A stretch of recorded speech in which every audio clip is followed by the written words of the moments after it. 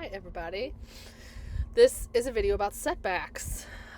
Before we get into this topic, first things first, it says on my analytics only 40% of the people that watch my videos are subscribed. So please hit subscribe if you're interested in these topics. It's right below. You can also hit like or comment. I try to answer all the comments as much as possible. Sometimes it's a little hard to keep up, but I do try. Welcome to my channel. My name is Angie. I help people who are coming off psychiatric drugs from a coaching, holistic lifestyle perspective. I'm a little bit of a purist, and you're going to see why when we get into this topic. In the meantime, thank you for joining me, and let's get started. Okay, so the setback, what does that mean? First, let's define it. Usually you can have waves and windows while you're healing from psychiatric drugs. And usually that looks like this. You can have a period of really, really bad symptoms, and then you can have some lessening. It doesn't need to be 100% remission of all symptoms to be a window. Some people say, I don't really get windows. It's just crap and crappier and crappiest. Some people say, like, I'll have 10 minutes where it feels like less, like 10% less. You could count that as a window if you want to. It would be a tiny one. But oftentimes those little openings, those little glimpses of who you really are kind of keep you going. So welcome them. They are part of the healing. They show you that your nervous system is capable of regulating. It's just going to take a little while. This is a very slow process for most of us. All right. So first things first, that's a window and a wave. It's sort of the normal part of the healing process. A setback, or what I consider a setback, is when you introduce something foreign, a chemical or perhaps a treatment or a supplement, a drug. Stress can even cause setbacks, physical exertion, things like that. So wave and window, part of the normal process. Setback, sometimes you can't prevent it. Sometimes it's life just hits you. Sometimes you push your boundaries. You don't quite know like what's going to come of that. But even setbacks are on a spectrum. So, for instance, I took vitamin D when I was like 2 years off, and I felt like I drank a cup of coffee. It lasted about an hour and a half. I got through it. I was fine. Would I call that a setback? No. It was just like, okay, I had a reaction to something, right? And my body wasn't ready for it. It's fine. I didn't really have any repercussions from it. I bounced right out of it. I came out of it. Eventually, I'm fine. Quickly. Thank God. Some things can be a little worse. Like, and by the way, I am not a medical provider. I am not a doctor. I am not licensed to treat or diagnose any mental illness. I'm just an observer and a coach who helps people get through this process because I've been through it myself. So take that for my perspective. That's what I'm looking at this through. And I'm just observing thousands of people that are going through this process over the years and kind of watching what's good, what happens, what's bad, blah, blah, blah. But remember that I have a bias that usually I get the more severe cases. So people that have mild, straightforward Paxil withdrawal or Lexapro withdrawal because they were on it once for a couple of years and they want to get pregnant, I don't usually see those people. I see people that have had multiple drugs, multiple years, some that have gone to detox facilities and been cold turkeyed off, people with akathisia, like pretty severe cases, okay, and people that are really suffering. So I don't see the mild cases. So for a mild person, perhaps you can take supplements, you can get surgeries. I would say that I was in that case. I was one of those people, like a long time ago when my psychiatric drug history started. I progressed to be not that kind of person because of all the meds I took over the years, you know. So let's just put that where it is. All right. So for the people with more bad symptoms, let's put it like that. If you have really bad symptoms, I understand. There's a desperation because you're looking for it to stop, and you're like, please take this away, or please take the edge off. So my beg to you, or my request of you is to see that and understand that, and of course you want to take off the edge. Many people look for months. There's got to be a cure. I'm missing something. I got to keep researching. Like, it's got to be out there. I've watched it over and over again. And people will try all kinds of stuff. And they usually come right back to me and say, Angie, I should have listened to you. I'm so sorry. And it's not that I'm telling anyone what to do with their bodies. I'm just always telling you to be careful because this is the way I see it. Anything you introduce to your body while you're in the healing process has the potential to help you, to hurt you, or for you to stay the same. If you stay the same, great. If it helps you, takes the edge off, you should ask a question. Why does it help me? Does that mean it's another drug that I'm going to have to taper off later? Does that mean it's hitting some similar mechanism in my body that's trying to repair itself? Is that a good thing? Do I need that because this is a life or death situation? Perhaps you do. And in that case, that's a good decision to make. And then there's the case of, if it makes me worse, can I handle that? That's always the question. And some people are willing to take the risk. It is a life or death situation, and that's what they do. And I totally understand. I'm not even judgmental of things like that. I have people that use, like, for instance, melatonin. It's pretty mild. Obviously, there's lots of research coming out that says, like, we shouldn't be messing with our sleep and wake cycles. But there's people that, like, they're in their 70s and they cannot sleep. And they'll say to me, even if this is placebo effect, this is what I have to do, Angie. And I'm like, yeah, do what you have to do. I'm not judging you for that or telling you need to get off of it right now. That's not my job anyway. So people make different decisions based on where they're at, based on the nuance of their life and, like, what's going on at any time. So remember that part. Benzo Info Coalition does have a very good list of supplements that could affect people in withdrawal. Remember, that is could. So that doesn't mean everyone's affected. That means they've seen some anecdote over the years.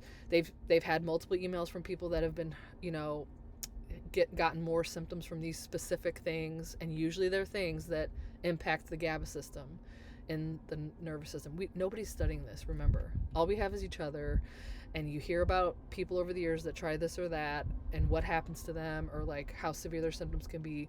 Does that mean that's going to happen to everyone? No. But all we have is data from people going through this. That's all we have, right? Nobody really knows what's going on. Nobody really knows where we're injured. To me, I don't even really care what drug it is. I see the same injury. It's on a spectrum. You might be a mild injury, you might be a severe injury, but people have pretty much the same symptoms no matter what drug they come off of. It's terrible. So, surviving antidepressants would say magnesium and fish oil are okay for most people. I would say, like, 90% of my people are fine with magnesium, but there's 10% that are not. And usually their reactions are, I feel like I drank a pot of coffee, I feel like I can't sleep, I feel a little revved up. Some say they have a rebound effect. The way I look at it is anything that could impact your sleep, alertness, your calmness, your thinking, your attitude, your mood, that means it's going in your brain, and that's going in your nervous system. And is that something you really want, or something you can handle, or something you need because you're desperate? That is really up to you. And I know that you're in a desperate state, and I know you're scared and you want to take the edge off. There is that need. I know that. But please just be very, very cautious with supplements and things like that, especially herbs. The things I see usually backfire are things like valerian, ashwagandha, kava, kratom. They work in the short period. They sure do, because they act just like drugs. And then when you come off, right? And, like, do you really want to do that? So don't think of just, I have this need to take the edge off now. There could be what's going to happen in the future, or what am I going to do with this long term? Like, you have to think of both at the same time. And you also have to look at, when I'm feeling this desperation, like, of course I do, but, like, is there anything I can do with this feeling rather than taking it away with a drug that could cause me more issues or make me worse? Like, to me, that's the coaching part of this. Like, what can I do with that rather than potentially put myself in a setback? Okay, so that's, like, the herbs and the supplements, blah, blah, blah. Alcohol is another big one. Be careful. Please don't. Please. I've seen it set off the A word. Not good. And also, I feel like it could sabotage your withdrawal. It's hitting the same receptors. I have several people, I want to say, this is really cool to report, several people that have been on alcohol and they've come off. And they're like, it's done. I'm not doing that anymore. I have to focus on my psych drugs and harm reduction. Alcohol was first. I'm so proud of those people. Marijuana is another one. Some people say, oh my God, it keeps me calm, it helps me. Okay, cool. You're one of the cool people. Fine. Other people say, makes me more anxious. I feel like I'm on the edge of losing it. For them, it's not okay. For me, I smoked pot twice in my entire life. Never will do it again. I was out of this world, crying, thinking the police were coming. It was not a fun thing. I'll never do it again. Never. I don't even like smelling it, So be careful with anything like that. Okay, now let's move on to life stuff. All right, first we'll talk about stress. I myself experienced a pretty huge freaking It felt like a setback. I'll just call it like a flare of like really bad symptoms around 5 years off when my dog died. And I didn't even think I made a video about that, probably because I was so in the hole. But I had this, it was almost like my nervous system knew my dog was sick before I did consciously, because I was feeling worse like 2 months before he died, and then it just got worse and worse and worse and worse. Could I have prevented that? No. I had to go through it. Thank God I knew what it was. I was like, this is my nervous system. It's still injured. There it is. Thank you. I am aware. Basically, I had like agoraphobia flared back up. I felt like horrible in stores. It's such an overstimulating feeling. Like, it's literally like the lights are too bright, everything's moving too fast, the sound is too much. I remember at that time I was sitting in my van, and I called a prescription in for the dog, and the vet tech came out because it was during COVID, and he was walking toward my vehicle, and it was as if my brain could not freaking handle someone walking toward me. I'm like, what is that? That's not anxiety. That's not some new mental illness I just developed. It's like, I am so fragile, I cannot even handle it. And I don't want to get too graphic, but it was so bad during that period of time. I could not even walk in the vet office when it was time to let my dog go. They had to come to me outside. That's how bad it was.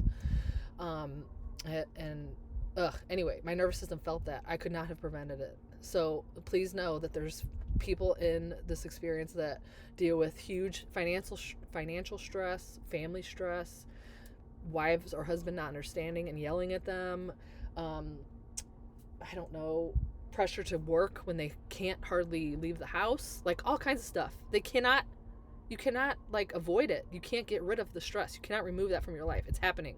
People have loved ones die. So I just want you to think of, is that a setback? I don't know. Like, you didn't introduce any chemical. It was just like, I can't get over this stress. I can't get rid of it. My nervous system is very fragile still. It doesn't mean you're not going to heal. It just means like it's just rough for a little while, you know? So just remember that, okay? It doesn't mean you're starting over. It doesn't mean you went backwards. It just means, man, this is hard, you know? So just know that that can happen. Life can happen. All right. The last type of setback is like surgery, medical, that kind of stuff. Okay. In some cases, you can't avoid that either. I have several people, though, I want to report this, that have had to do surgery, have had to take antibiotics, they did not have a choice. They had a tooth infection. They're not going to not take an antibiotic. Do you think they want it to go to their brain? No. I've had people that had surgery on an organ that developed cancer. They could not avoid that. They had to have the surgery. I've had other people that say, Angie, I have this congenital eye condition, or I have a shoulder injury, or I have a gallbladder that's flaring up. Like, they can't avoid it. Okay, so as clean as we all want to be and not ever have any medical anything, sometimes it happens. Life happens. Right now, I am sitting on an injured shoulder. I don't know if you can see it. You see those bones sticking? I can't avoid it, right? I have to go to see the doctor. Oh, right there. You can kind of see it. It's not good. Anyway, things happen. Life happens. Okay, I want to say setbacks in this area are pretty rare from what I've seen. I have a few in them right now. And this is usually what happens. It's usually an antibiotic or a medical procedure where the person asks specifically, please do not give me benzos. Please do not give me anti-nausea drugs. I'm allergic to them. And the medical people do not listen to them. It's like, I don't know what about our medical system, but it just seems like everything is on a protocol and a timestamp. And as soon as a person comes out of surgery, you give them this cocktail. There's no questions asked. There's no critical thinking. There's no looking at the person's allergy bracelet sometimes. It's a little ridiculous. It pisses me off because these people go in those procedures very prepared. So I would say my best advice to you is be careful with any optional procedures like Botox, or like, I just want to get my lips done. I don't know, just stuff that isn't really necessary while you're still healing. Like, wait. Or you must have an advocate, or get something in writing, or tell them, like, I need you to respect my allergies. Like, these are my allergies, read it. And like, get everyone to know. You have to tell the anesthesiologist again. You have to tell your recovery nurses when you're there. Like, tell everybody over and over and over. The other thing is, like, with antibiotics or being sick, and I'm going to do a video about my sick kit. I have like a specific protocol I do when I get sick, and I'm actually lingering right now. It's almost gone. But don't just run to the doc and just say, hey, I'm sick, and they give you something. Like, make them swab it. Do you really have strep throat, or do they think you do? Do you really have a UTI? Could that be like just a withdrawal symptom? Make them swab it. Like, go in there educated. Like, you're not just going to give me anything and I'm just going to take it. I'm going to read it. I'm going to talk to the pharmacist. I'm going to make sure this is necessary, and I'm going to ask for alternatives. I'm going to ask you, what happens if I don't treat this? What could happen? Like, you need to know that piece of information. Also, you're going to seek out natural things first. Like, if it's a yeast infection, for instance, there's natural treatments for that. You don't have to go get this big, powerful drug, anti-yeast or whatever. There's stuff that you can prevent. Setbacks in the first place. Like, this sucks, okay? I get it. This is the hard truth. You have to live differently. You cannot just willy-nilly go to the doctor and just tell them that you had a benzo injury or I just came off antidepressants. They don't get it. You have to be your own doctor almost in this. Like, you have to be an educated consumer. You have to read everything twice, ask questions, Google it, whatever you got to do before you take something. You cannot just willy-nilly take your health for granted anymore. That's how we got here. That's what got us into this.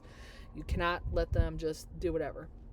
With that said, sometimes things are life and death. You must, okay? And I get it, how scary that is. And I want to say a piece about that. I met someone who was like 10 years off and 11 years off. There's two ladies at a conference that I went to, and I was like 3 years off. And I was still in really bad shape. I could barely even get there. It was a mess. But I asked those women, I was like, how do you guys like go to the dentist? Or like, how do you get surgery?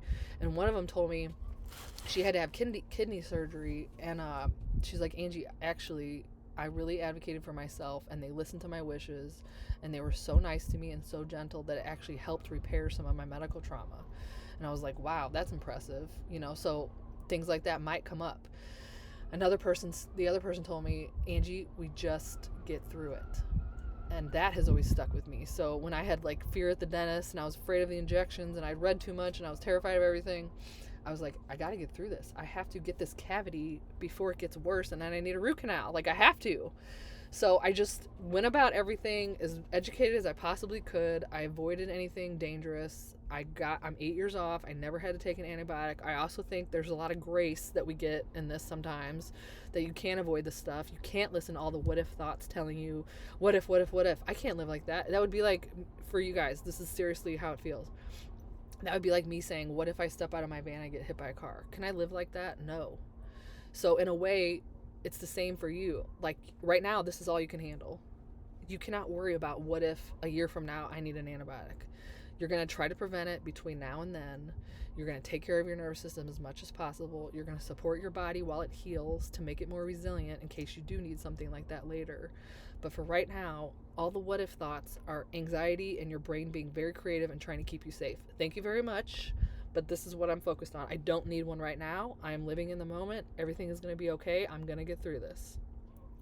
That's where you have to leave it. And the last thing I will say, it does seem like there is, and I think there are some people in the UK, Ian, and I forgot the other lady's name. There were some people that did like a prescribed drug dependence phone service in the UK, and they noticed the same thing I'm noticing. They said that usually the first like 3 to 5 years off, there's like a sensitivity period where you have to be very careful. And I would say those are the people that are mostly like in our community that have had kind of severe symptoms. There seems to be like a sensitivity period in the beginning.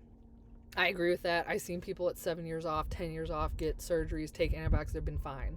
Obviously, it doesn't mean take them for a year, you know what I mean? Or every month for 3 months or something, like not that kind of stuff. But like if they had to take one, I've seen lots of people take them. I've seen people that I thought might be very sensitive and they weren't. I've also seen people that I thought were strong and resilient, and they definitely had like a little wave from it. It didn't mean they went straight back to acute. I've seen that a few times where they did get like acute-like symptoms, and those people are getting through it.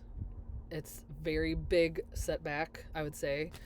We're doing the best to support those people, but it is pretty freaking rare, okay? So I hope this helps. I hope this gives you some knowledge and tries to calm your fears, but just think about grace, and you're protecting yourself, and you're going to go about everything in an educated way, and that you will get through this. Even if you do have a flare of symptoms, even if something, messes with you a little bit, it doesn't mean you're not going to heal. It just means it's a little bit of a hiccup. You will get through it just like you did the other stuff. Please just hang in there. They don't last forever and ever and ever and go on and on and on. We are healing on multiple levels, whether you feel it or not. I promise you. All right, so that's what I have to say. Thank you so much. Please comment below, like, subscribe, all the things. Thank you so much.